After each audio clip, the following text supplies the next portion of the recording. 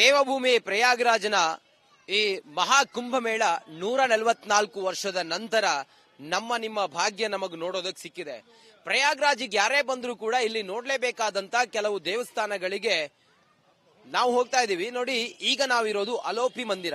ಅಲೋಪಿ ಅಂತ ಹೇಳಿದ್ರೆ ಕಣ್ಮರೆ ಅಂತ ಅರ್ಥ. ಕಣ್ಮರೆಯಾದ ಮಂದಿರ ಅಂತ ಹೇಳ್ತಾರೆ. ಆದ್ರೆ ಇಲ್ಲಿ ಮಂದಿರ ಇದೆ, ಆದ್ರೆ ಯಾವುದೇ ದೇವರ ಸಾನ್ನಿಧ್ಯ ಅಥವಾ ಮೂರ್ತಿಯ ಬಗ್ಗೆ ಇಲ್ಲಿ ಉಲ್ಲೇಖಗಳಿಲ್ಲ. ವಿಚಾರ ಏನು ಅಂತ ಕೇಳಿದ್ರೆ, ಇಲ್ಲಿದು ಶಿವನು ತನ್ನ ಸತಿಯ ಮರಣದ ನಂತರ ದುಃಖಿತ ಶಿವನು ಅವಳ ಮೃತದೇಹದೊಂದಿಗೆ ಆಕಾಶದಲ್ಲಿ ಪ್ರಯಾಣಿಸ್ತಾನೆ ಅನ್ನುವ ನಂಬಿಕೆ ಇದೆ. ವಿಷ್ಣು ಈ ಸಂಕಟದಿಂದ ಅವನನ್ನ ಮುಕ್ತಗೊಳಿಸಲು ತನ್ನ ಚಕ್ರವನ್ನ ಶವದ ಮೇಲೆ ಎಸಿತಾನೆ. ಇದರ ಪರಿಣಾಮವಾಗಿ ದೇಹದ ವಿವಿಧ ಭಾಗಗಳು ಭಾರತದ ವಿವಿಧ ಸ್ಥಳಗಳಲ್ಲಿ ಬಿದ್ದವು ಅನ್ನುವ ನಂಬಿಕೆ ಇದೆ. ಇವು ದೇವಿಯ ದೇಹದ ಭಾಗಗಳ ಸ್ಪರ್ಶದಿಂದ ಪವಿತ್ರವಾದ ಮತ್ತು ಅದರಿಂದ ತೀರ್ಥಯಾತ್ರೆಗೆ ಪವಿತ್ರ ಸ್ಥಳಗಳೆಂದು ಪರಿಗಣಿಸಲ್ಪಟ್ಟವು ಅನ್ನೋದರ ಬಗ್ಗೆಯೂ ಕೂಡ ಉಲ್ಲೇಖಗಳು ಇದೆ. ಕೊನೆಯ ಭಾಗವು ಈ ಸ್ಥಳದಲ್ಲಿ ಬಿದ್ದಿತ್ತು. ಕೊನೆಯ ಭಾಗ ಅಂತ ಹೇಳಿದ್ರೆ ಬಲಗೈ, ವಿಷ್ಣುವಿನ ಶ್ರೀಚಕ್ರದಿಂದ ತುಂಡರಿಸಿದಂತಹ ಬಲಗೈ ಈ ಜಾಗದಲ್ಲಿ ಬಿದ್ದಿತ್ತು. ಅದು ಅಲೋಪಿ. ಇಲ್ಲಿ ಯಾವುದೇ ಅಲೋಪಿ ಅಂತ ಹೇಳಿದ್ರೆ ಕಣ್ಮರೆ ಅಂತ ಅರ್ಥ. ಇಲ್ಲಿ ಕೆಲವು ಮೂರ್ತಿ ರೂಪಕವಾಗಿ ಅದನ್ನ ತೋರಿಸುವಂತ ಪ್ರಯತ್ನವನ್ನ ಮಾಡಿದ್ದಾರೆ. ತೀರ್ಥಯಾತ್ರೆಗೆ ಪವಿತ್ರವಾದಂತ ಸ್ಥಳ ಅಂತ ಹೇಳಿ ಇದನ್ನ ನಂಬ್ತಾರೆ. ಎಲ್ಲಕ್ಕಿಂತವೂ ಕೂಡ ಈ ಅಲೋಪಿ ಮಂದಿರ ಪವಿತ್ರ ಅಂತ ಹೇಳಿ ನಂಬ್ತಾರೆ. ನೋಡಿ, ಪ್ರಯಾಗ್ರಾಜ್ನಲ್ಲಿ ಒಂದೇ ಒಂದು ಶಕ್ತಿಪೀಠ ಇದೆ, ಅದು ಲಲಿತಾ ದೇವಿಯ ದೇವಾಲಯ. ಅಲ್ಲಿ ಸತಿಯ ಬೆರಳುಗಳು ಬಿದ್ದಿದ್ದವು. ಅಂದ್ರೆ ಪರಶಿವನ ಪತ್ನಿ ಸತಿ, ಆಕೆಯ ಕೈ ಬೆರಳುಗಳು ಬಿದ್ದಿದ್ದವು ಅನ್ನೋದ್ರ ಬಗ್ಗೆ ಉಲ್ಲೇಖಗಳು ಕೂಡ ಇದೆ. ಪ್ರಯಾಗ್ರಾಜ್ನ ಈ ದೇವಭೂಮಿಗೆ ಬರುವಂತ ಯಾತ್ರಿಕರು ಈ ಅಲೋಪಿ ಮಂದಿರಕ್ಕೂ ಕೂಡ ಬರ್ತಾರೆ. ಅಲೋಪಿ ಮಂದಿರದ ವಿನ್ಯಾಸ ಹೇಗಿದೆ ಅಂತ ಕೇಳಿದ್ರೆ, ಇಲ್ಲಿ ಯಾವುದೇ ಮೂರ್ತಿ ಇಲ್ಲದೆ ಇದ್ರೂ ಕೂಡ ದೇವರ ಅಂದ್ರೆ ಸತಿಯ ಕೈ ಬಿದ್ದಿದೆ ಅನ್ನೋ ಕಾರಣಕ್ಕೋಸ್ಕರ ಇಲ್ಲಿ ವಿಶೇಷವಾದಂತಹ ಒಂದು ನಂಬಿಕೆ ಇದೆ. ಮತ್ತೆ ಶಕ್ತಿ ದೇವರು ಅಂತ ಹೇಳಿ ಇದನ್ನ ನಂಬ್ತಾರೆ. ಸಾವಿರಾರು ಜನ ಪ್ರತಿದಿನವೂ ಬರ್ತಾರೆ. ಕನ್ನಡಿಗರು ಬಂದಿದ್ದಾರೆ ಇವತ್ತು ಸೇರಿದಂತೆ ಲಕ್ಷಾಂತರ ಜನ ಯಾತ್ರಿಕರು ಮಹಾಕುಂಭಕ್ಕೆ ಬರುವವರು, ಪ್ರಯಾಗ್ರಾಜ್ಗೆ ಬರುವವರು ಈ ಮಂದಿರಕ್ಕೆ ಬಂದು ಶ್ರೀದೇವಿಯ ದರ್ಶನವನ್ನ ಪಡೆದು ಹೋಗ್ತಾರೆ. ಆ ಮೂಲಕ ಮೋಕ್ಷಕ್ಕೋಸ್ಕರ ಈ ಸಂಗಮಕ್ಕೆ ಬಂದು ಪುಣ್ಯ ಸ್ನಾನ ಮಾಡುವಂತ ಯಾತ್ರಿಕರು ಇಲ್ಲಿ ಬರದೇ ಹೋಗುವುದಿಲ್ಲ. ನೋಡಿ, ಕನ್ನಡಿಗರಿದ್ದಾರೆ, ಮೈಸೂರಿನಿಂದ ಬಂದಿರೋರು, ಅವ್ರನ್ನ ಮಾತಾಡಿಸ್ತೀನಿ. ಸರ್ ನಮಸ್ಕಾರ. ನಮಸ್ಕಾರ. ಪುಣ್ಯ ಸ್ನಾನ ಎಲ್ಲ ಆಯ್ತಾ ತಮ್ದು? ಆಯ್ತು ಸರ್, ಆಯ್ತು. ಎಲ್ಲಿಂದ ಬಂದಿದ್ದೀರಿ ತಾವು? ಮೈಸೂರಿಂದ. ಎಷ್ಟು ಜನ ಬಂದಿದ್ದೀರಿ ತಾವು? 3 ಜನ ಬಂದಿದ್ವಿ. ನಮ್ಮ ಫ್ರೆಂಡ್ಸ್ ಗ್ರೂಪ್ ಇದ್ದಾರೆ, ಎಲ್ಲ ಒಟ್ಟಿಗೆ ಬಂದಿದ್ವಿ ನಾವು. ತಾವು? ನಾವು ಅಷ್ಟೇ ಮೈಸೂರಿಂದ ಬಂದಿದ್ದೀವಿ. ಹೇಗಿದೆ ಪ್ರಯಾಗ್ರಾಜ್ನ ಮಹಾಕುಂಭ ಮೇಳ? ತುಂಬಾ ಚೆನ್ನಾಗಿದೆ. Once in a life time experience. ನಮ್ಮ ಅದೃಷ್ಟ ಇಲ್ಲಿ ಬಂದಿದ್ದೀವಿ. ಎಲ್ಲ ಚೆನ್ನಾಗಿದೆ. ತುಂಬಾ ಖುಷಿಯಾಗಿದೆ, ಹೇಳಕ್ಕಾಗಲ್ಲ. ಅಲೋಪಿ ಮಂದಿರಕ್ಕೆ ಹೋದಾಗ ತಮ್ಗೆ ಒಳಗಡೆ ಏನೇನ್ ಕಾಣಿಸ್ತು? ತುಂಬಾ ಚೆನ್ನಾಗಿದೆ. ಇಲ್ಲಿ ದೇವಿ ಒಂದು ಉಯ್ಯಾಲೆ ರೂಪದಲ್ಲಿ ಆಡ್ತಾ ಇದ್ದಾರೆ ಅಂತ ಹೇಳಿದ್ರಲ್ಲಿ ಪೂಜಾರಿ. ಒಳಗಡೆ ದೇವಸ್ಥಾನದಲ್ಲಿರೋ ಮಗು ರೂಪದಲ್ಲಿ, ಕನ್ಯೆ ರೂಪದಲ್ಲಿ ಇದ್ದಾರೆ ಅಂತ. ದೇವಸ್ಥಾನದೊಳಗೆ ಎನರ್ಜಿ ಎಲ್ಲ ತುಂಬಾ ಚೆನ್ನಾಗಿದೆ. ತುಂಬಾ ಅಂದ್ರೆ ತುಂಬಾ ಚೆನ್ನಾಗಿದೆ, ಹೇಳಕ್ಕಾಗಲ್ಲ. ಒಬ್ರು ಬಂದು ಅನುಭವಿಸಿದ್ರೇನೆ ಗೊತ್ತಾಗೋದು. ತುಂಬಾ ಚೆನ್ನಾಗಿದೆ ಊರು. ನಿಮ್ಮ ಎಕ್ಸ್ಪೀರಿಯನ್ಸ್ ಹೆಂಗಿತ್ತು ಮಹಾಕುಂಭ ಮೇಳ? ತುಂಬಾ ಹೇಳ್ತಿದ್ದೀನಲ್ಲ, ಬ್ಯೂಟಿಫುಲ್. ತುಂಬಾ ಚೆನ್ನಾಗಿ ಆರ್ಗನೈಸ್ ಮಾಡಿದ್ದಾರೆ. ಪ್ರತಿಯೊಂದ್ರಲ್ಲೂ ಯಾವ್ದ್ರಲ್ಲೂ ನಿಮ್ಗೆ ಧಕ್ಕೆ ಆಗ್ಬಾರ್ದು. ಜನ ಜಾಸ್ತಿ ಇದ್ದಾರೆ, ಬಟ್ ಇಲ್ಲಿಗೆ ಬಂದ್ಮೇಲೆ ನಾವು ರೆಡಿ ಇರ್ಬೇಕೆಲ್ಲದಕ್ಕೂ. ಹಂಗಾದ್ರೂ ಎಲ್ಲ ತುಂಬಾ ಚೆನ್ನಾಗಿ ನಡೀತು. ತುಂಬಾ ಚೆನ್ನಾಗಾಯ್ತು ಎಲ್ಲ. ನಾನ್ ನಿಜ ಹೇಳ್ತಿಲ್ವಾ, ಮಾತಿಲ್ಲ ಹೇಳೋದಕ್ಕೆ. Once in a life time experience. ತುಂಬಾ ಖುಷಿ. ಅಮ್ಮ, ನಿಮ್ಮನ್ನ ಕರ್ಕೊಂಡು ಬಂದಿದ್ದಾರೆ ನಿಮ್ಮ ಮನೆಯವರು. ಎಷ್ಟು ಸಂತೃಪ್ತಿ ಇದೆ ನಿಮ್ಗೆ ಪುಣ್ಯ ಸ್ನಾನದಲ್ಲಿ ಭಾಗಿಯಾಗಿದ್ದು ಮತ್ತೆ ಈ ಸ್ಥಳಕ್ಕೆಲ್ಲ ಭೇಟಿ ಕೊಟ್ಟಿದ್ದು? ತುಂಬಾ ಅಂದ್ರೆ ತುಂಬಾ ಖುಷಿಯಾಗಿದೆ. ಮನಸ್ಸಿಗೆ ನೆಮ್ಮದಿ, ಶಾಂತಿ, ಎಕ್ಸ್ಪೀರಿಯನ್ಸ್ ಆಗುತ್ತೆ ಇಲ್ಲಿ ಬಂದು. ಅದು ಪುಣ್ಯ ಸ್ನಾನ ಮಾಡೋದು ನಿಜವಾಗ್ಲೂ ಅದು ತುಂಬಾ ಶಕ್ತಿ ಇದೆ. ಇದು ಮಾಡಿ ಎದ್ಮೇಲೆ ಅದು ಎಕ್ಸ್ಪೀರಿಯನ್ಸ್ ಗೊತ್ತಾಗುತ್ತೆ, ಮಾಡಿದವ್ರಿಗೆ ಗೊತ್ತಾಗುತ್ತೆ. ಅದಕ್ಕೆ ಎಷ್ಟು ಜನ ಬರ್ತಾ ಇದಾರೆ. ನೆಕ್ಸ್ಟ್ 144 ವರ್ಷ ಅಂತ ಹೇಳಿದ್ರೆ ಮುಂದಿನ 144 ವರ್ಷಕ್ಕೆ ನಾವು ಇರಲ್ಲ, ಇಲ್ಲಿ ಬಂದಿರುವಂತ ಸಾಧು ಸಂತರು ಇರಲ್ಲ, ಯಾರು ಕೂಡ ಅವರ ಜೀವಿತವೇ ಇರಲ್ಲ. ಅಂತ ಒಂದು ಸಮಯದಲ್ಲಿ ನಾವು ಬಂದಿದೀವಿ ಅಂತ ಹೇಳಿದ್ರೆ ನಾವೆಷ್ಟು ಭಾಗ್ಯಶಾಲಿಗಳು. ಹೌದು, ಈ ಟೈಮ್ ಇದ್ರಲ್ಲಿ ನಾವು ಬದುಕಿರೋದು ನಮ್ಮ ಪುಣ್ಯ. ಅದು ಸಿಕ್ಕಿರೋ ಪುಣ್ಯನ ನಾವು ಪಡ್ಕೊಳ್ಳೋಕೆ ಟ್ರೈ ಮಾಡಿ ಬಂದ್ವಿ. ಹೇಗ್ ಬಂದ್ರಿ ತಾವು? ರಸ್ತೆ ಮಾರ್ಗವಾಗಿ ಬಂದ್ರ, ಫ್ಲೈಟ್ ಅಲ್ಲಿ ಬಂದ್ರ? ವಾರಣಾಸಿಗೆ ಫ್ಲೈಟ್ ಅಲ್ಲಿ ಬಂದ್ವಿ. ವಾರಣಾಸಿಯಿಂದ ಪ್ರಯಾಗ್ರಾಜ್ಗೆ ವಂದೇ ಭಾರತ್ ಟ್ರೈನ್ ಅಲ್ಲಿ ಬಂದಿದ್ವಿ. ಈಗ ಪುನಃ ಇವತ್ತು ವಾಪಸ್ ವಂದೇ ಭಾರತ್ ಟ್ರೈನ್ ಅಲ್ಲಿ ವಾರಣಾಸಿಗೆ ಹೋಗಿ ನಾಳಿದ್ ವಾರಣಾಸಿಯಿಂದ ಬೆಂಗಳೂರು ಫ್ಲೈಟ್. ತೀರ್ಥ ಎಲ್ಲ ತಗೊಂಡ್ರ? ಎಲ್ಲ ತಗೊಂಡಿದೀವಿ, ಪ್ಯಾಕ್ ಮಾಡಿ ಇಟ್ಕೊಂಡಿದೀವಿ. ಪುಣ್ಯನ ಹಂಚ್ಬೇಕಲ್ಲ ನಾವು. ಸೊ ಬರಕ್ ಆಗದೆ ಇರೋರಿಗೆ ತಗೊಂಡೋಗಿ ತಲುಪಿಸೋದು. ಅಲೋಪಿ ಮಂದಿರದ ಬಗ್ಗೆ ಮೊದಲೇ ತಿಳಿದಿದ್ರ ಅಥವಾ ಇಲ್ಲಿ ಬಂದು ನೀವು ಬಂದ್ರ ಹೇಗೆ ಅಂತ? ಇಲ್ಲಿ ನಿನ್ನೆ ನಮ್ ಹೋಟೆಲ್ ಅಲ್ಲಿ ರಾತ್ರಿ ಊಟ ಮಾಡ್ಬೇಕಾದ್ರೆ ನಮ್ ಎದುರುಗಡೆ ಕೂತಿದ್ದವ್ರು ಹೇಳಿದ್ರು ತುಂಬಾ ಚೆನ್ನಾಗಿದೆ ದೇವಸ್ಥಾನ, ಆದ್ರೆ ಹೋಗಿ ನೋಡಿ ಅಂತ. ಅದಕ್ಕೆ ನಾವು ಇವತ್ ಬೆಳಗ್ಗೆ ಗೊತ್ತಿಲ್ದೇನೆ ಬಂದಿರೋದು, ಆದ್ರೆ ತುಂಬಾ ಚೆನ್ನಾಗಿದೆ. ಖುಷಿ ಆಯ್ತು ತಮಗೆ? ಬಹಳ ತುಂಬಾನೇ. ವಾಪಸ್ ಹೊರಡ್ತೀರಿ? ಇವತ್ತು ವಾಪಸ್ ವಾರಾಣಸಿಗೆ ಹೋಗಿ ಭಾನುವಾರ ಮೈಸೂರಿಗೆ ವಾಪಸ್ ಹೋಗೋದು, ಬ್ಯಾಂಗ್ಳೂರು ಫ್ಲೈಟ್. ನಮಸ್ಕಾರ. ನೋಡಿ, ಇದು ಬಂದಿರುವಂತ ಯಾತ್ರಿಕರು ಹೇಳ್ತಿರುವಂತ ಮಾತು. ಅಲೋಪಿ ಮಂದಿರದ ಈ ಶಕ್ತಿ ಪೀಠದ ಬಗ್ಗೆ ಅವರು ಮಾತಾಡ್ತಾ ಇದ್ರು. ಆ ಮೂಲಕ ಇದು ವಿಶೇಷವಾದಂತಹ ದೇವಸ್ಥಾನ, ಒಂದು ಪೌರಾಣಿಕ ಹಿನ್ನೆಲೆ ಇರುವಂತಹ ದೇವಸ್ಥಾನ, ಗತ ವೈಭವ ಇರುವಂತ ದೇವಸ್ಥಾನ. ಇಲ್ಲಿ ಬಂದ್ರೆ ನಮಗೆ ನಮ್ಮ ಪಾಪಕರ್ಮಗಳ ಜೊತೆಗೆ ಶ್ರೀದೇವಿಯ ದರ್ಶನ ಆಗುತ್ತೆ, ಅವಳು ಎಲ್ಲರನ್ನೂ ಕೂಡ ಹರಿಸ್ತಾಳೆ ಅನ್ನುವ ನಂಬಿಕೆಯೂ ಕೂಡ ಇದೆ. ಕ್ಯಾಮ್ರಾ ಪರ್ಸನ್ ಲಕ್ಷ್ಮೀಪುತ್ರ ಜೊತೆಗೆ ನಾನು ಪ್ರಯಾಗ್ರಾಜ್ನಿಂದ ರಂಜಿತ್ ಶ್ರೀಯಾರ್, ರಿಪಬ್ಲಿಕ್ ಕನ್ನಡ.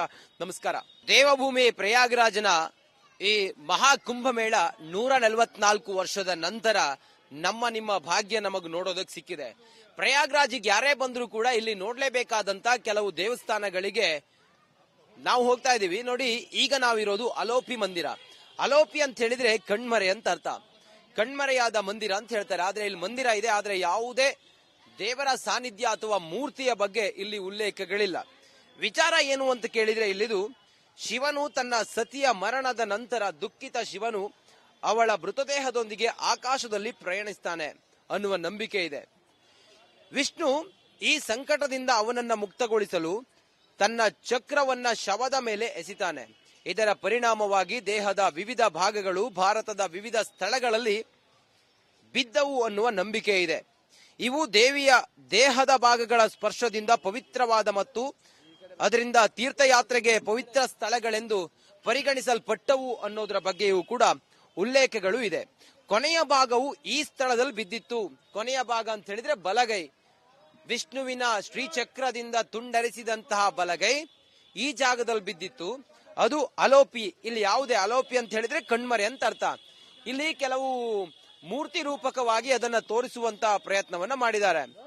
ತೀರ್ಥಯಾತ್ರೆಗೆ ಪವಿತ್ರವಾದಂತ ಸ್ಥಳ ಅಂತ ಹೇಳಿ ಇದನ್ನ ನಂಬ್ತಾರೆ. ಎಲ್ಲಕ್ಕಿಂತವೂ ಕೂಡ ಈ ಅಲೋಪಿ ಮಂದಿರ ಪವಿತ್ರ ಅಂತ ಹೇಳಿ ನಂಬ್ತಾರೆ. ನೋಡಿ, ಪ್ರಯಾಗ್ರಾಜ್ನಲ್ಲಿ ಒಂದೇ ಒಂದು ಶಕ್ತಿಪೀಠ ಇದೆ, ಅದು ಲಲಿತಾದೇವಿಯ ದೇವಾಲಯ.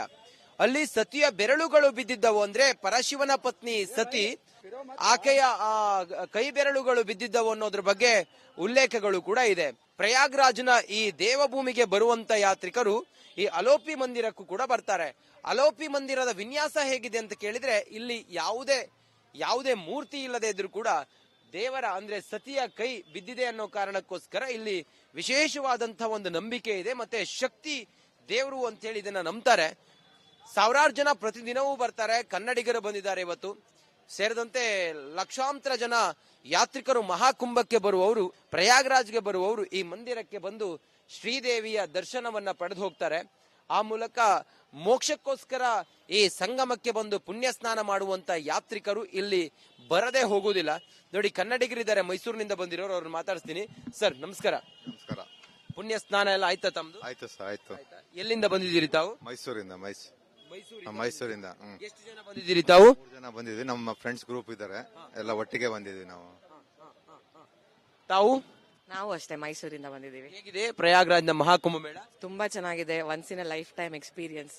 ನಮ್ಮ ಅದೃಷ್ಟ ಇಲ್ಲಿ ಬಂದಿದೀವಿ. ಎಲ್ಲ ಚೆನ್ನಾಗಿದೆ. ತುಂಬಾ ತುಂಬಾ ಖುಷಿಯಾಗಿದೆ, ಹೇಳಕ್ಕಾಗಲ್ಲ. ಅಲೋಪಿ ಮಂದಿರಕ್ಕೆ ಹೋದಾಗ ತಮ್ಗೆ ಒಳಗಡೆ ಏನೇನ್ ಕಾಣಿಸ್ತು? ತುಂಬಾ ಚೆನ್ನಾಗಿದೆ. ಇಲ್ಲಿ ದೇವಿ ಒಂದು ಉಯ್ಯಾಲೆ ರೂಪದಲ್ಲಿ ಆಡ್ತಾ ಇದ್ದಾರೆ ಅಂತ ಹೇಳಿದ್ರಲ್ಲಿ ಪೂಜಾರಿ. ಒಳಗಡೆ ದೇವಸ್ಥಾನದಲ್ಲಿರೋ ಮಗು ರೂಪದಲ್ಲಿ, ಕನ್ಯೆ ರೂಪದಲ್ಲಿ ಇದ್ದಾರೆ ಅಂತ. ದೇವಸ್ಥಾನದೊಳಗೆ ಎನರ್ಜಿ ಎಲ್ಲ ತುಂಬಾ ಚೆನ್ನಾಗಿದೆ. ತುಂಬಾ ಅಂದ್ರೆ ತುಂಬಾ ಚೆನ್ನಾಗಿದೆ, ಹೇಳಕ್ಕಾಗಲ್ಲ. ಒಬ್ರು ಬಂದು ಅನುಭವಿಸಿದ್ರೇನೆ ಗೊತ್ತಾಗೋದು. ತುಂಬಾ ಚೆನ್ನಾಗಿದೆ ಊರು. ನಿಮ್ಮ ಎಕ್ಸ್ಪೀರಿಯನ್ಸ್ ಹೆಂಗಿತ್ತು ಮಹಾಕುಂಭ ಮೇಳ?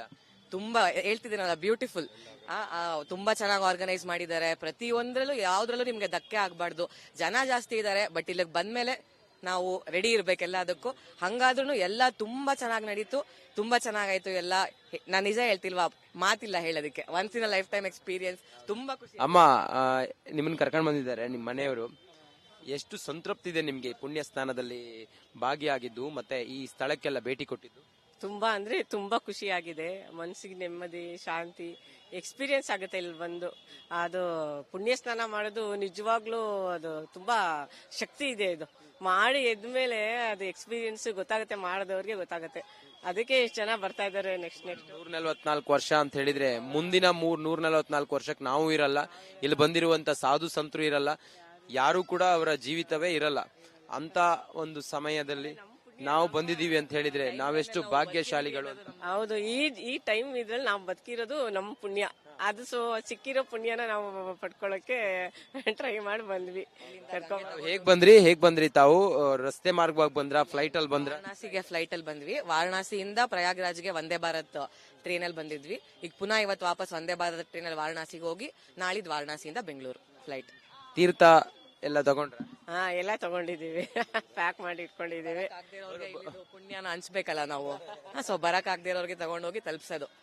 ಅಲೋಪಿ ಮಂದಿರದ ಬಗ್ಗೆ ಮೊದ್ಲೇ ತಿಳಿದಿದ್ರ ಅಥವಾ ಇಲ್ಲಿ ಬಂದು ನೀವು ಬಂದ್ರ ಹೇಗೆ ಅಂತ? ಇಲ್ಲಿ ನಿನ್ನೆ ನಮ್ ಹೋಟೆಲ್ ಅಲ್ಲಿ ರಾತ್ರಿ ಊಟ ಮಾಡ್ಬೇಕಾದ್ರೆ ನಮ್ ಎದುರುಗಡೆ ಕೂತಿದ್ದವ್ರು ಹೇಳಿದ್ರು ತುಂಬಾ ಚೆನ್ನಾಗಿದೆ ದೇವಸ್ಥಾನ, ಆದ್ರೆ ಹೋಗಿ ನೋಡಿ ಅಂತ. ಅದಕ್ಕೆ ನಾವು ಇವತ್ ಬೆಳಗ್ಗೆ ಗೊತ್ತಿಲ್ದೇನೆ ಬಂದಿರೋದು, ಆದ್ರೆ ತುಂಬಾ ಚೆನ್ನಾಗಿದೆ. ಖುಷಿ ಆಯ್ತು ತಮಗೆ? ಬಹಳ ತುಂಬಾನೇ. ವಾಪಸ್ ಹೊರಡ್ತೀರಿ?